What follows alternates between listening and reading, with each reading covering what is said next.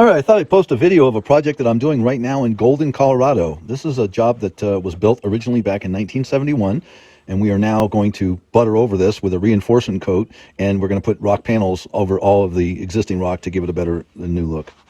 All right, just to give you a perspective of size, the yellow box that I've just drawn is basically 70 feet long. The height of it's about 6.5 to 8 on average, and it's about 6 foot deep. It's a tunnel made with a rebar cage covered with expanded mesh and then mudded with a mortar mix. No fiber, no glue. It's just old. As I said, this was built in 1971, so I don't think they really had those kinds of additives back then readily available to the common people who were doing this sort of stuff. But this is a very poorly made rock water feature, but yet it's held up amazingly. That all these years that it's still together and not collapsed is amazing.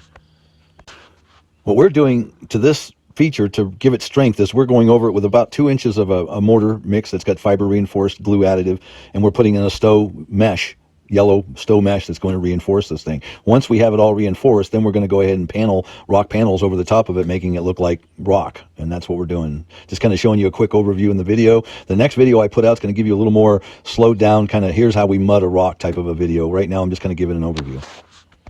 Okay, this rock right here is like a 3D rock. I mean, it comes out as like a boulder. It's still attached to the with a fracture right here and a fracture on that back outside. So we have a lot of fractures, horizontal and vertical.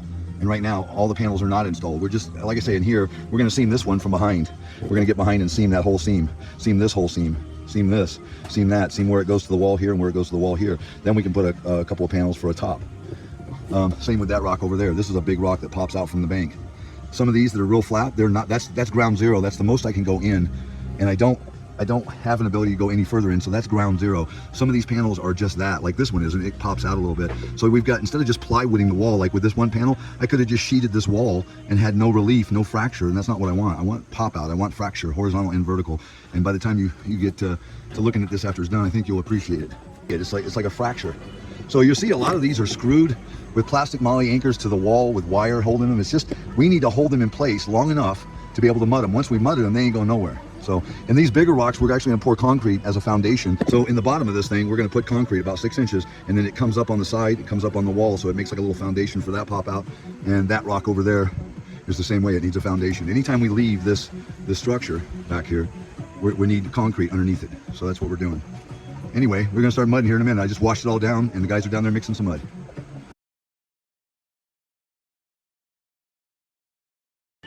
Okay, so yesterday we mudded that seam for this panel touching the wall. We mudded the seam where the two panels come together, and then we mudded where the bottom panel touches the wall. So this is now, the wire is no longer holding. It was just a temporary hold. And the wire, we never get any benefit from it. We're mudding, seaming with the fiber mud that we made the panels with. So yesterday we did a little bit of mudding here. We got this rock right here seamed at the different places that it needed it. Again, I've got some mud behind this. Okay, right here, we're gonna put panels to finish this rock off on both sides. This is going to get a top. This is going to get a top. Okay, so we're going to be making a big kind of a triangular rock right here. We're going to be putting this top rock on, that top rock, the sides. We're going to be finishing right now this. We mudded the ledges, and we're going to texture those. And then here we've mudded the rocks all the way down to there. And this is that form that I had yesterday, that I took the paper bags and I stuck it underneath the plastic so it'd have a little more undulation. But this is the rock, and today or tomorrow we're going to make this one to where the whole rock pops out, and you'll see that as we go. But we're going to start cutting some more panels here. Okay, so we hung some panels and seamed them and then let them dry. So the next day, this is what you can see. We took down the tarp to get a little better sunlight on it. But majority, 99% of the panels have been mudded now, up to where that triangular rock is that he's standing by. That still needs a face. And then from beyond there, we still just have the drawings on the wall. But, you know, again, forgive this video. This job was really hot and hard to shoot because of the elevation change, and I was training a bunch of guys, so I really didn't take the time to show you how to do individual rock making, which I'm going to do on this next video. I'm going back here next week, doing some more rock laying here, and we'll get you a little better video on the next one as far as seaming, cutting and seaming the panels together. So I hope you enjoyed it. It's a lot of fun to do, and it can be very profitable. So if you have any questions, comments, or concerns, let me know in the comment section there. If you liked what you saw, give me a thumbs up, and subscribe and like and share my videos. Thanks a lot for watching. Bye.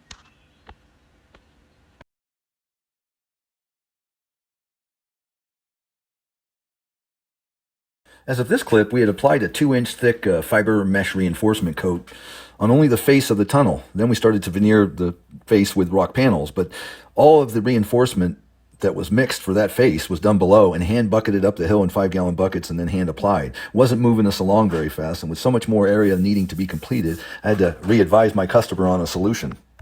Now, I want to make a point here is I'm not paid to do the completion of this job. I was paid to train the lady's contractor. He doesn't have a cement pump, and it just so happens I don't have one anymore, but I know my best friend that I sold it to, and he's had it in his shop for 10 plus years and didn't use it, so I went and bought it back, brought it to this job. Yeah, I thought I'd share a bittersweet moment with you. I just got back. I just repurchased this machine. Yeah, 10 and a half years. It's been in my buddy's shop, never used. I put this hopper on from my other machine. This thing has a lot deeper hopper than that shallow pyramid shape one that it came with, and this thing just works so much better, but it's in really good shape.